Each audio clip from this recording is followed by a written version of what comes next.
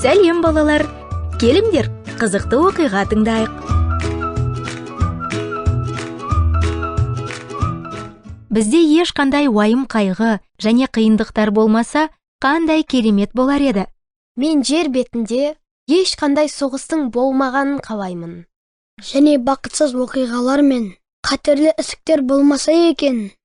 Және бірде-бір ата-ана ажыраспаса екен. Мен ешбір бала немесе қыз аш болмаса деп тілеймін. Егер бәрі дәл осылай болғанда, қандай тамаша болар еді. Кейде мен де бұл туралы армандаймын. Балалар, сендер де бұл туралы армандайсыңдар ма? Өкінішке орай, бұл дүниеде мұндай тілектер ешқашан орындалмайды. Бірақ осының бәріне қарамастан, мен сендерге жақсы жаңалық айтайын. Сендерді ешқашан қиындықта қалдырмайтын біреу бар. Ол Иса. Мен мұны қайдан білемін? Петрден білемін. Келі кітапта Петрдің хаттары, яғни оның хаттар жинағы бар, және олардың бірінде былай жазылған: барлық уайымдарыңды Құдайға сеніп тапсырыңдар, себебі ол қамдарыңды ойлайды. Петр үшін бұл жай ғана сөздер емес еді. Өйткені Петр өз тәжірибесінен жазды. Бір күні оның қайыненесі қатты ауырып, қызуы көтеріліп, төсекке жатып қалды.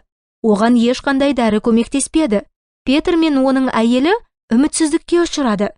Иса оларға қонаққа келгенде, олар оған өздерінің уайымдарын айтты. Иса, бізге көмектес. Менің қайненем қатты ауырып жатыр. Біз оның жағдайына қатты алаңдаймыз. Иса біздің барлық уайымдарымызды біледі.